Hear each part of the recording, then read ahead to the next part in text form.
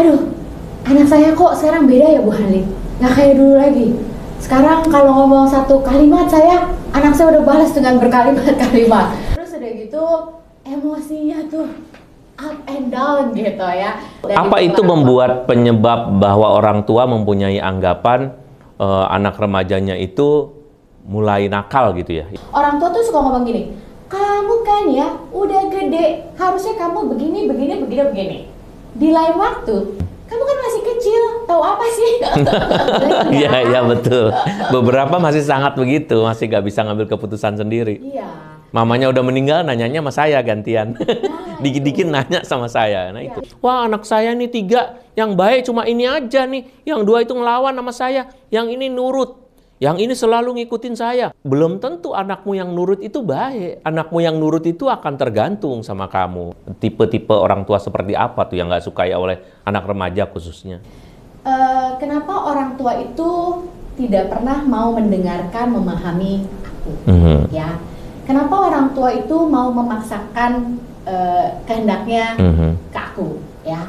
Kenapa orang tuaku selalu menganggap aku bohong? Terus kenapa tidak merasa diterima, dihargai oleh orang tuanya apa adanya? Dan hadiah terindah yang diberikan orang tua untuk anaknya adalah tantangan dan kesulitan hidup. Halo Romo. Hai Romo.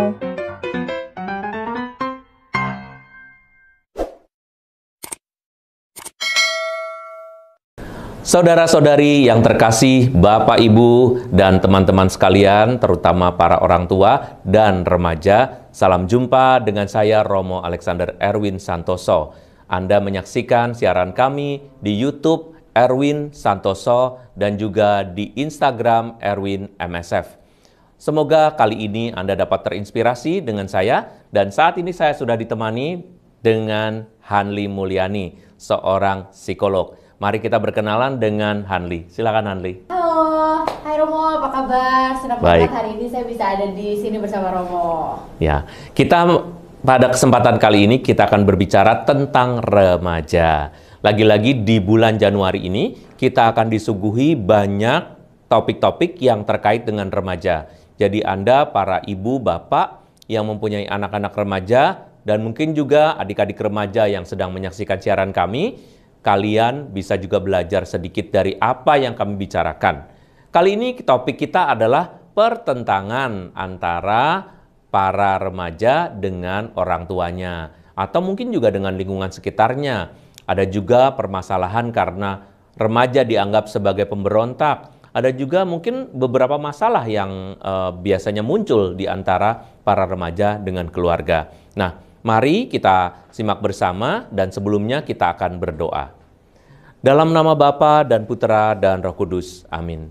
Bapa yang baik, Engkau memberkati kami untuk selalu menjadi anggota keluarga yang baik. Para remaja yang ada di antara kami adalah anugerah-Mu. Mereka adalah masa depan kami. Semoga Engkau memberkati para remaja kami dan semoga melalui inspirasi ini Engkau dapat membuka mata kami bahwa para remaja kami baik-baik saja. Mereka hanya membutuhkan perhatian yang lebih dan pemahaman serta pengetahuan. Semua ini kami mohonkan hanya di dalam nama Yesus Kristus, Tuhan dan pengantara kami. Amin. Dalam nama Bapa dan Putera dan Roh Kudus. Amin. Oke, Hanli, pada kesempatan kali ini kita akan bersama-sama membahas mengenai remaja. Kira-kira biasanya Hanli sendiri sebagai seorang yang mengkhususkan terapi atau mengkhususkan konseling untuk para remaja, biasanya orang tua itu kalau ditanya mengenai para remajanya tuh ngomongnya kayak apa? Ya, seringkali curhatan orang tua gini, kalau anaknya udah kelas 5 aja ya, udah kelas 6 gitu. Aduh, anak saya kok sekarang beda ya Bu Hanli, nggak kayak dulu lagi. Sekarang kalau ngomong satu kalimat anak saya udah balas dengan berkalimat-kalimat. Terus aduh. Jadi anaknya gampang ngomong gitu ya, bales gitu ya, kayak ibaratnya ya. Kayak, ngejawab gitu kalau orang. Iya, ngebantah, ngelawan. Kata orang tua. Terus udah gitu emosinya tuh up and down gitu ya. Itu kayaknya 2 itu yang mungkin paling sering muncul. Apa itu membuat penyebab bahwa orang tua mempunyai anggapan anak remajanya itu mulai nakal gitu ya, ibaratnya kayak gitu? Iya, ya akhirnya jadi apa ya? Susah gitu. Susah diatur ya. Susah diatur. Susah ditata, susah diatur, susah dirawat, begitu mungkin ya. Kayak di luar jangkauan gitu. Jadi kayak apa ya? Jadi dalam tanda petik jadi kayak ada gap ya, kayak musuh gitu ya dalam tanda petik loh ya. Malah jadi berjarak ya dengan orang tuanya. Betul. Tapi sebetulnya yang terjadi pada anak remaja itu seperti apa? Silahkan. Nah ini menarik. Jadi yuk kita pahami mengenai remaja ya. Siapakah remaja itu? Sebenarnya kita juga semua pernah mengalami masa remaja ya, Pak ya. Nah, jadi dengan kita memahami supaya orang tua tuh jadi gitu. Paham ya? Ya, paham. Sehingga dengan paham, orang tua juga jadi lebih ngerti bagaimana sih berrelasi dengan remaja, bagaimana berhadapan dengan remaja gitu ya. Yuk kita pahami. Tadi kan Romo bilang dan yang tadi saya juga sampaikan, orang tua suka melihat anak remaja itu kayak ngelawan ya, ngebantah. Jadi sebenarnya ini tanda yang positif sebenarnya. Karena perkembangan kognitif remaja itu berkembang pesat, Romo. Jadi mereka jadi lebih kritis. Mereka jadi punya value pandangan sendiri seperti itu ya. Mereka juga jadi lebih argumentatif gitu ya. Nah, jadi yuk saya mau mengajak orang tua juga mulai sekarang membahasakan menggunakan kosakata yang lebih positif untuk menggambarkan karakteristik anak remaja kita. Alih-alih kita bilang mereka ngebantah gitu ya, ngelawan, ngeyel. Yuk kita bilang anak remaja kita kritis ya, anak remaja kita argumentatif. Pakai bahasa yang lebih positif ya. Yes, kenapa? Karena kalau kita speak positively, itu akan create positive emotion buat orang tua, juga buat remajanya. Dan ketika kita create positive emotion, udah pasti juga akan create positive action gitu. Ketika kita berhadapan dengan anak remaja kita. Jadi dimulai dari istilah dulu ya. Jadi pemberian nama suatu peristiwa atau pemberian nama gejala atau fenomenanya itu jangan pakai, wah anak saya ngebantah, anak saya berontak. Tapi dipakai bahasa yang lebih mudah, yang lebih positif, yang lebih mengembangkan gitu. Sebenarnya tadi tanda positif juga gitu dari perkembangan kognitifnya yang berkembang dengan pesat seperti itu. Nah, cuma memang tadi kan juga orang tua bilang remaja itu kok emosional banget gitu ya. Nah, karena memang remaja itu di tahap perkembangan otaknya masih seperti itu, Romo. Jadi kalau misalnya kita expect anak remaja untuk dewasa, berespon seperti orang dewasa, kayaknya ekspektasi kita kali ya yang too much. Kita ngarepnya mereka tetap seperti anak-anak kali ya, nggak siap ketika anaknya menjadi remaja, berpendapat sendiri, punya gaya hidup sendiri, punya pendapat sendiri. Iya. Jadi remaja ini kan sebenarnya memang masa transisi ya. Badannya memang besar, mungkin udah lebih besar daripada kita orang tuanya. Jadi sehingga kita suka bilang, ini yang suka bikin remaja bingung. Ketika saya memberikan training buat remaja, orang tua tuh suka ngomong gini, kamu kan ya udah gede, harusnya kamu begini. Di lain waktu orang tua juga ngomong gini, Romo, kamu kan masih kecil, tahu apa sih? Jadi ada double standard ya, double standard. Ya. Betul, dan itu yang bikin remaja juga bingung gitu ya, dan kesel seperti itu. Jadi masa transisi, oleh karena itu mereka itu memang kalau dilepas sendiri, artinya kita ekspektasi dia seperti orang dewasa, ya nggak bisa. Karena memang perkembangan otaknya itu masih under construction. Leader brain-nya, prefrontal cortex-nya. Jadi kapan sih matang? Kurang lebih di usia 20-an tahun, 23 tahun ke atas. Itu pun kalau dimatangkan, Romo. Karena usia biologis tidak berhubungan pasti dengan usia psikologis. Betul. Kita masih banyak lihat orang-orang umur 45 tahun tapi reaksi emosinya kok masih seperti anak-anak. Iya, betul. Jadi perlu orang tua ya. Nanti kita akan ngobrol 3 peran orang tua ya, Romo. Nah, jadi memang begitu, dan researchnya itu emotional brain remaja ini memang masih lebih mengambil alih. Karena tadi leader brainnya, prefrontal cortex-nya, otak dewasanya masih under construction. Jadi sehingga remaja itu merespon kejadian-kejadian dalam hidupnya itu memang lebih dengan emotional brain-nya dulu, Romo. Jadi emosional dia memang dari sononya, memang dari otaknya itu sudah emosional, nangkepnya itu belum tentu pakai rasio dulu, tetapi pakai emosi dulu. Karena memang perkembangan otaknya di stage itu. Nah, menariknya gini, Romo. kita orang dewasa seringkali lebih emosional menghadapi remaja. Menghadapi remaja ya. Jadi emosi dilawan sama emosi ya. Artinya ikutan chaos bersama dengan chaosnya emosi remaja. Padahal harapannya orang tua itu udah leader brainnya udah lebih matang dan sudah lebih meregulasi emosinya dibandingkan remajanya sebenarnya gitu ya. Harusnya ya. Jadi kalau masalah misalnya kayak tadi terjadi pertentangan, sebetulnya itu bukan pertentangan, cuma orang tuanya yang nggak siap ya.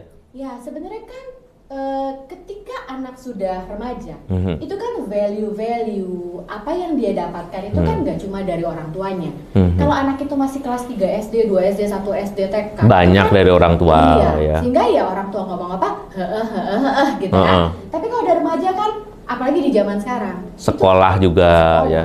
Sosial media, internet, film, wah teman-temannya juga peer grupnya ya. Betul, sehingga ya sesuatu yang normal karena orang tua dan anak remaja itu kan dua individu yang berbeda dan perkembangan mereka tadi sehingga kadang-kadang perspektif taking orang tua, thoughts and feelingnya kan bisa beda dengan anak dan itu kan sesuatu yang normal sebenarnya. Jadi orang tua harus siap ketika anaknya itu mau menjadi individu yang independen, yang bebas. Artinya memang Tuhan tuh sudah menciptakan manusia itu bisa terlepas dan harusnya bisa terlepas satu sama lain. Meskipun mungkin yang dibangun adalah bonding emosionalnya, tetapi sebagai manusia dia harus bisa mandiri. Dan kemandirian itu membutuhkan tidak perlu terus-menerus ikutan kata orang tua. Ya, itu yang mungkin dianggap orang tua sebagai ini kok berontak, nggak mau ngikutin kata-kata saya. Udah dibilangin pakai sepatu yang bener, dia nggak mau pakai sepatu. Sepatunya diinjek. Udah dibilangin pakai ini, bajunya jangan warna ini, dia pakai warna itu. Nah, itu juga semua adalah perbedaan yang kelak akan menjadi manusia yang independen dan individu tersendiri yang memang bisa sangat berbeda dari orang tua ya. Itu yang nggak siap dari orang tua. Nah, kalau misalnya suatu ketika terjadi nih dianggap orang tua sebagai kenakalan, orang tua itu termasuk para guru dan juga para orang tuanya sendiri. Nah, apa yang harus dipikirkan? Apakah kita masih bisa berpikir ya ini memang wajar anak remaja atau penanganannya bagaimana? Iya, ngomongin kenakalan ini menarik ya. Apa sih batasannya itu nakal? Karena sebenarnya nakal yang eksploratif, saya suka bilangnya eksploratif lah, itu perlu Romo. Dia nyelidiki sesuatu ya, meneliti sesuatu yang baru, nyoba yang baru gitu ya. Karena di zaman sekarang itu akademik ya, apa yang didapatkan di bangku sekolah, nilai itu cuma berkontribusi 20% kira-kira. 80%-nya dari mana? Dari kehidupan sehari-hari anak kita di masyarakat. Itu pelajaran kehidupan sesungguhnya. Jadi kebayang nggak kalau anak nggak nakal dalam tanda petik, nggak eksploratif ya. Jadi yuk kita lihat batasan nakalnya seperti apa. Nah, jadi kalau misalnya nakalnya memang dia udah pakai drugs, ya, dia udah menyakiti orang lain ya. Nah, itu yang memang kita orang tua perlu involve dan perlu punya boundaries yang tegas. Apalagi kalau udah kena narkoba ya. Yes, jadi lihat nakalnya dulu Romo. Karena kadang-kadang orang tua anaknya coba-coba gitu ya. Coba-coba dalam arti yang positif loh ya. Memang kelihatannya sedikit kayak misalnya gini ya. Mah, aku pengen misalnya jalan-jalan ke Papua sendiri gitu ya. Gak mau ditemenin. Anaknya udah SMA. Terus orang tua, kamu gitu nakal amat sih gitu ya. Itu mah nggak nakal. Bahkan itu perlu. Kita perlu mendorong. Memberi kesempatan buat dia ya, betul. Eksplorasi. Jadi lihat batasan nakalnya. Iya, itu sometimes diperlukan. Kalau misalnya karena kenakalan itu bisa jadi disebabkan karena eksplorasi tadi yang pertama. Tetapi bisa nggak karena kenakalan itu disebabkan karena dia menentang orang tua? Oh bisa. Sangat. Karena dia tidak cocok dengan orang tua lalu dia buat nakal. Itu gimana prosesnya? Kan yang banyak begitu juga ya. Yes. Nakal karena memang berontak terhadap orang tua. Kita harus menyadari tidak semua kenakalan itu eksploratif atau bahkan edukatif buat si remaja ya. Tetapi ada yang memang benar-benar nakal hanya memberontak. Nah, di mana letaknya atau gimana kejadiannya itu? Ya, jadi kita perlu pahami ya. Kenapa sih anak bisa begitu? Karakteristik anak juga beda-beda sih Romo. Orang tua yang dominan orang tua yang overprotective, orang tua yang dalam tanda petik ingin hidup kedua kali dalam kehidupan anak, artinya anak harus hidup kedua kali, menarik juga nih. Jadi pengen muda lagi sebetulnya ya. Ya, dan pengen anaknya menjalani apa yang aku ingin jalani. Jadi yang dulu belum dijalani juga mungkin ya kayaknya. Ya, itu metafora saya ya. Jadi kalau profilnya strong will, mungkin dia akan melawan. Tapi sebenarnya strong will, keras, itu sesuatu yang positif. Karena sebenarnya orang-orang hebat di dunia ini, di Indonesia, itu pasti strong will. Kehendaknya kuat ya, strong will itu kehendak kuat. Tapi diarahkan benar. Karena strong will, kalau nggak diarahkan benar, benar-benar bisa menjadi penjahat yang luar biasa juga. Gitu. Oh, karena dia begitu yakin dengan dirinya, kehendaknya kuat, sehingga dia bisa justru malah kesasar ya, tersesat. Karena dalam bentuk pembalasan, pemberontakan gitu ya. Tapi anak-anak yang profil kepribadiannya sebaliknya dari strong will, artinya yang soft gitu ya. Dengan orang tua yang seperti itu, mungkin dia akan semakin menguncup. Karena dia berusaha untuk ngikutin orang tua, padahal sebetulnya maksudnya bukan kayak gitu ya. Jadi will-nya lebih weak ya. Iya, dan tidak akan muncul anak yang independen pastinya. Oh, saya sering menyampaikan sih dulu ketika ada seminar-seminar offline ya. Saya bilang orang tua banyak suka dengan anak-anak yang lebih penurut ya. Apa maunya orang tua, kamu ke sana, ke kanan, ke kiri, ke kiri. Wah, anak saya nih 3, yang baik cuma ini aja nih. Yang 2 itu ngelawan sama saya, yang ini nurut. Yang ini selalu ngikutin saya. Yang ini kalau dikasih tahu mandi langsung ini. Nah, saya bilang bahwa belum tentu anakmu yang nurut itu baik. Anakmu yang nurut itu akan tergantung sama kamu. Nah, itu pendapat itu kira-kira kalau dijelaskan itu seperti barusan ya, atau mungkin ada penjelasan yang lain dari seorang anak yang dianggap menurut. Iya, jadi kebetulan saya memang kemarin membahas di IG saya mengenai being a creator, creation atau creator.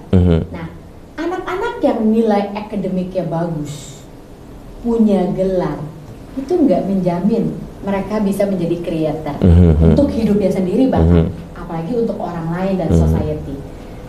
Ya mereka cuma ya nurut, iya ya hidupnya kayak diatur, ngikutin seperti itu. Apakah orang yang seperti ini, pribadi dewasa seperti ini yang kita harapkan? Enggak dong. Karena nanti kalau misalnya dia udah umur 35 tahun, udah menikah, masa membuat keputusan dalam rumah tangga nanya mamahnya, nanya papahnya? Beberapa masih begitu ya. Kayaknya Romo menemukan iya. itu di rumah Iya, iya betul. Beberapa masih sangat begitu, masih nggak bisa ngambil keputusan sendiri. Iya. Mamanya udah meninggal, nanyanya sama saya gantian. Dikit-dikit nanya sama saya, nah itu mungkin. Jadi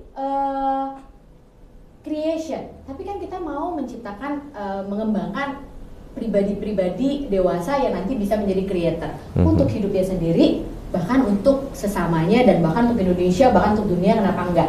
Nah, untuk menjadi seorang creator, ya nggak bisa lah kalau hanya di spoon feed, diikuti, dikasih peta, kamu tinggal ngikutin. Disuapin terus gitu ya ibaratnya. Iya. Dia kan harus, bahkan saya suka, kadang-kadang Romo, dalam kondisi tersasar, anak itu belajar. Dan hadiah terindah yang diberikan orang tua untuk anaknya adalah tantangan dan kesulitan hidup. Karena ketika anak mengalami tantangan dan kesulitan dalam kehidupan mereka belajar. Kan kehidupan sehari-hari memang ada rumusnya. Besok kamu akan mengalami problem ini, rumusnya ini ya jalan keluarnya. Enggak kan? Jadi dengan anak mengalami itu sehari-hari, dia belajar, dia bertumbuh, dan dia akhirnya bisa menjadi seorang creator. Sebetulnya apa sih yang paling tidak disukai oleh anak-anak sehingga dia kemudian membangkang atau memberontak itu biasanya apa ya, yang tipe-tipe orang tua seperti apa tuh yang nggak sukai oleh anak remaja khususnya? Ya, ini kalau saya ngasih training ke anak remaja, meskipun topiknya bukan orang tua, mereka banyak curhat mengenai orang tua, pertanyaannya. Jadi gini, kenapa orang tua itu tidak pernah mau mendengarkan, memahami aku? Ya, kenapa orang tua itu mau memaksakan kehendaknya ke aku, ya? Kenapa orang tuaku selalu menganggap aku bohong, ya? Padahal aku sudah mengatakan yang sesungguhnya, tapi tidak percaya pada aku. Terus kenapa tidak merasa diterima, dihargai oleh orang tuanya apa adanya? Itu sih rasanya Romo. Oh, jadi based on my experience. Jadi mengecilkan itu termasuk bagian dari sesuatu yang tidak disukai ya. Kayak misalnya, alah kamu bisa apa? Apalagi mengingat-ingatkan tuh, kemarin aja nilai kamu jelek, ini aja kamu malas, ini. Yang diomongin banyakan negatif. Nah, kebiasaan orang tua Indonesia tapi kayaknya gayanya lebih ke situ sih. Ya nggak sih? Kalau dibandingkan dengan budaya Barat ya, budaya Barat orang lebih supporting gitu, lebih ke kayak apa ya, dia mengatakan hal yang positif itu lebih sering dibandingkan kamu, you are good, you are pretty, you are handsome, you are nice. Itu kayak buat kita tuh kayak, aduh ini basa-basi banget, nggak usah basa-basi, emang dia jelek-jelek aja ngomongnya. Itu paling jahat kalau budaya itu kita terapkan. Jadi kita merasa bahwa kita paling asli kalau kita mengatakan kejelekan. Padahal isi kepala kita tuh sebetulnya nggak cuma yang jelek kan, ada yang bagus. Cuma yang bagus kita lebaikan, dilebay-lebayin, nggak usah lebay nih gitu. Jadi yang jelek-jelek aja dimunculkan sehingga anak-anak merasa bisa sangat. Ini menarik Romo, saya tarik ya, saya explore lagi ya. Ini statement Romo menarik banget. Ini saya tarik ke penelitian yang dilakukan oleh Profesor Yong Zhou. Dia ahli pakar pendidikan lah dari China, tapi kayak sekarang dia udah berkarya di Amerika. Jadi risetnya dia begini, anak-anak Asia itu secara akademik lebih pintar. Anak-anak Amerika itu tidak sepintar anak-anak Asia dalam konteks akademik. Tapi yang menarik, anak-anak Amerika itu lebih kreatif dan lebih percaya diri daripada anak-anak Asia. Lebih bahagia juga mereka ya. Ya, jadi si profesor itu waktu presentasi dia ketawa. Lebih bodoh tapi lebih percaya diri gitu. Dibandingkan lebih pintar, tapi lebih nggak percaya diri. Dan resultnya kalau kita lihat, negara Amerika itu punya 12% populasi entrepreneur di negaranya. Sementara di Indonesia masih 2%. Jadi nggak percaya diri untuk memulai sesuatu yang kreatif dan menjadi kreator juga. Jadi kasus-kasus di antara anak-anak remaja ini sebetulnya sangat bervariasi. Tapi pada kesempatan ini saya memilih untuk membuat kita itu tahu bahwa tidak semua pemberontakan itu sesuatu yang jelek dan tidak semua pendapat asli dari anak-anak itu selalu pendapat yang kurang bermutu, apalagi pendapat yang kurang matang. Dilihat dari usia memang mereka belum matang, tetapi pendapat mereka itu bisa jadi cikal bakal sesuatu yang kreatif di kemudian hari ya. Bisa jadi sesuatu yang membawa mereka menjadi pribadi yang unik. Nah, keunikan itu yang seringkali tidak terjadi di antara anak-anak. Kenapa? Karena pada masa identifikasi diri mereka lebih ngikutin teman-teman. Nah, pengaruh sekarang nih yang pertanyaan singkat kita ya. Apakah memang ada pengaruh dari luar atau pengaruh dari teman-temannya atau pengaruh dari mana selain orang tua ya yang bisa mengalahkan pengaruh dari orang tua? Wah, kalau ngomongin remaja, hati-hati orang tua. Kalau kita nggak membangun connection dengan anak kita, relasi yang dekat, komunikasi yang baik, attachment itu ya. Tapi bentuk attachment udah berbeda dari usia-usia. Jadi artinya attachment dengan anak remaja udah nggak bisa loh gayanya attachment kalau anak kita masih kelas 1 SD. Nah ini yang suka dipertahankan orang tua. Iya, dibelai-belai nggak mau lagi katanya. Aduh anak saya nggak mau lagi dibelai-belai. Ya mungkin beda itu attachmentnya ya. Jadi itu yang suka. Jadi status sebagai orang tua sama dari usia ke usia. Tapi pola attachment yang berbeda dari usia ke usia. Karena remaja pola attachment masih kayak anak TK, kelas 1, kelas 2 SD, ya pasti nggak akan membuat dia menjadi independen identitas diri. Nah, karena di usia remaja teman itu sesuatu yang orang yang lebih penting daripada orang tuanya. Teman lebih penting. Itu satu, ya. Makanya peer pressure itu menjadi isu yang kuat di usia remaja. Oke. Terus yang kedua, zaman sekarang influencer, jadi YouTuber, selebgram lebih dipercaya. Iya, lebih dipercaya. Di Instagram, di TikTokers lagi ya kan tuh. TikTokers mereka sangat mempengaruhi anak muda kita. Memang kalau begitu membangun membangun attachment buat anak remaja itu penting supaya mereka tetap menjadikan orang tua itu sebagai the most important influencer gitu ya. Nah itu gimana tuh? Tadi kan ada tuh, khususnya kan udah beda. Nah yang benar kayak gimana? Ya, ini tips buat orang tua remaja. Kita jangan pernah mengambil posisi oposisi langsung. Kita langsung mengambil posisi oposisi. Oposisi dari temannya, oposisi dari si tiktokers, si selebgram. Kenapa? Kalau kita sudah mengambil posisi oposisi, kemungkinan besar kita yang kalah. Kemungkinan besar kita nggak didengar. Seolah-olah kita ngelawan mereka, ya apaan sih kayak gitu, kita menghina itu kayak gitu nggak bermutu, itu tuh cuma ini doang. Tapi buat mereka itu dunianya ya. Jadi jangan oposisi. Jangan langsung mengambil posisi oposisi. Meskipun pendapat remaja kita kali ini keliru. Kita dengarkan dulu sampai selesai. Mendengarkan ya. Kita keluar dari sepatu kita lah, masuk ke sepatu dia ya. Ketika dia udah selesai ngomong gitu ya, dan kita memberikan respon-respon bahwa kita mendengarkan dia, gantian, oke, thank you ya, udah ngobrol, udah cerita ke mama mengenai perspektif kamu, persepsi kamu, pendapat kamu. Sekarang gantian ya, mama mau ngobrol ya, mau menyampaikan apa yang mama pikirkan. Nah, dengan bahasa juga, dengan apa ya, intonasi suara yang santuy, kalau anak zaman sekarang bilang, dengan ekspresi juga yang santuy. Jadi Romo kalau menjadi orang tua remaja, mungkin kita kayak perlu lebih meningkatkan sense of humor kita, itu satu ya. Sense of humor ya. Kesantuyan kita. Artinya nggak usah lah segala sesuatu tuh dibuat tegang. Jangan ya. Tegang. Jadi anak remaja sering bilang memang, aduh mak gue tuh ribet. Nah kata ribet itu juga itu jadi trendy sekarang. Kenapa? Karena sebetulnya anak-anak ini nggak suka ribet. Maunya langsung aja dia bikin itu pun. Kalau kita lihat dari konten-konten TikTok itu ya asal aja, meskipun mereka kayaknya sebetulnya itu serius juga ya, tapi buat mereka itu santai gitu. Gerakan-gerakan yang mungkin tidak diperhitungkan, mereka mungkin nggak memperhitungkan estetika, nggak memperhitungkan mungkin apakah ini sesuai dengan adat istiadat. Pokoknya mereka santai. Nah, sedangkan orang tua banyak aturan mainnya gitu. Itu mungkin yang dibilang sebagai sesuatu yang ribet ya. Iya. Nah, jadi kalau misalnya relasi kita deket sama anak, attachment kita deket, anak trust sama kita, meskipun anak gak setuju dengan pendapat kita, tapi pendapat kita benar, dia bisa ngikutin kita karena dia respect sama kita. Gitu. Jadi karena sebetulnya bisa karena respect ya, membangun respect itu berarti penting juga. Dan dia bisa respect kita karena dia juga merasa kita respect sama dia, karena kita mendengarkan dia, memahami dia, kita keluar dari sepatu kita masuk ke sepatu dia, gitu. Tapi ada saatnya nggak kalau kita memberi nasihat gitu, setelah kita mendengarkan, kan sekarang saatnya juga, misalnya ada suatu ketika kita berikan, kalau misalnya jadi yang benar gimana, misalnya si anak itu nanya, kita bisa memberikan pendapat atau kita bisa memberi nasihat, itu juga masih bisa sebetulnya ya? Yes, bisa. Cuma gayanya gaya coaching. Artinya bukan gaya satu arah. Ya. Coaching kayaknya gaya. Jadi misalnya gini ya. Misalnya dia punya tujuan.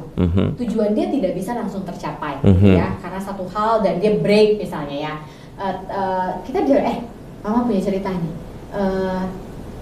Kita mau jalan-jalan ke Bandung. Oke, tujuan kita Bandung. Menurut kamu jalan tercepat menuju ke Bandung mana? Oh, lewat tol. Oh ya, setuju. Mama setuju kita lewat tol ya.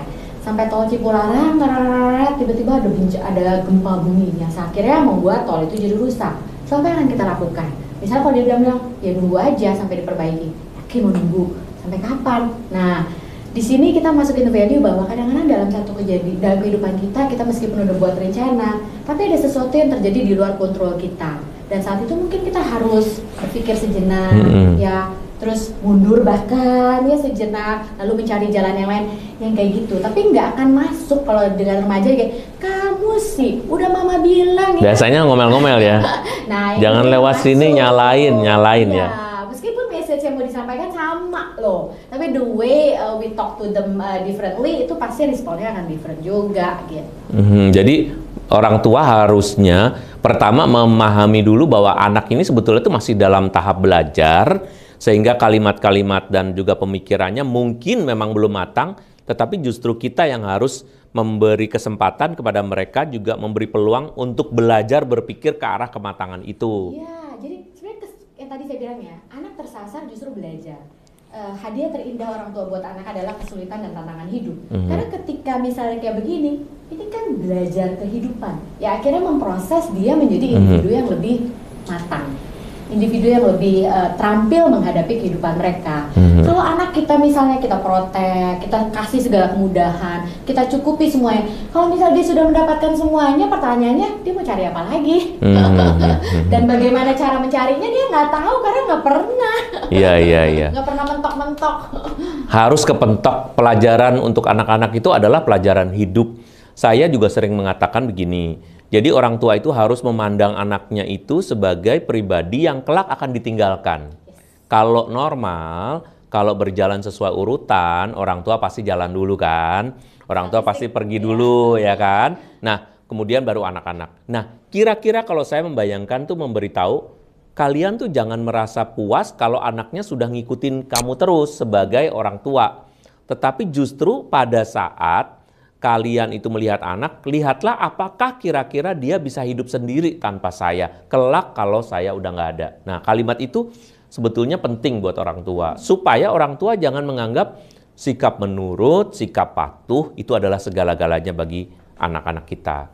Nah, kita semua punya pengetahuan mengenai anak remaja. Pengetahuan kita ya pada anak kita sendiri ya. Sedangkan kami para ya katakanlah biasa aktif di dalam bidang-bidang yang menangani kasus-kasus seperti Hanli ini juga, nanti kalian bisa mengikuti juga Instagram Hanli. Instagramnya di Hanli Mulyani. Hanli Mulyani ya.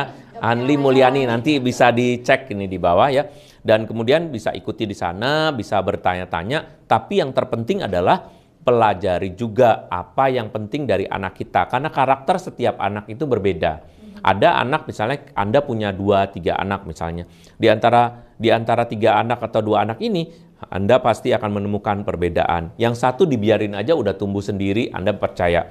Yang satu kayak membutuhkan bantuan Anda terus. Nah, justru di situ Anda menemukan dinamika pengasuhan. Lihatlah apa yang perlu bagi anak-anak kita.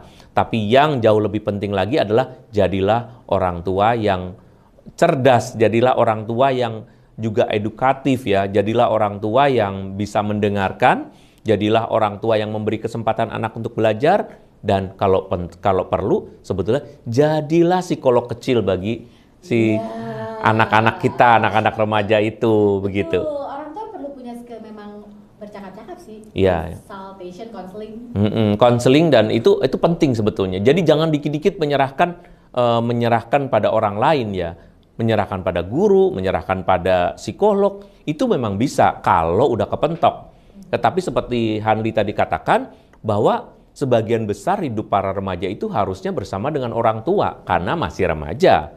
After 18 tahun, barulah dia mungkin akan lebih banyak anak kuliah, lebih banyak bekerja di luar, mungkin berbalik ya. Pola attachment-nya udah berubah lagi. Iya, pola attachment-nya sudah lebih, orang tua sudah nggak banyak ngomong, mungkin udah nggak banyak peluk-peluk, tetapi justru di situ kesempatan buat anak untuk memperlihatkan pertumbuhan. Baik, untuk kali ini untuk topik kita, untuk masa pemberontakan remaja atau masa pertumbuhan remaja ke arah yang lebih mandiri, sudah kita bahas. Kita akan bertemu lagi pada minggu berikutnya untuk membahas tentang remaja, masih bersama dengan Hanli Mulyani. Semoga Tuhan memberkati kita dalam nama Bapa dan Putra dan Roh Kudus. Amin. Salam.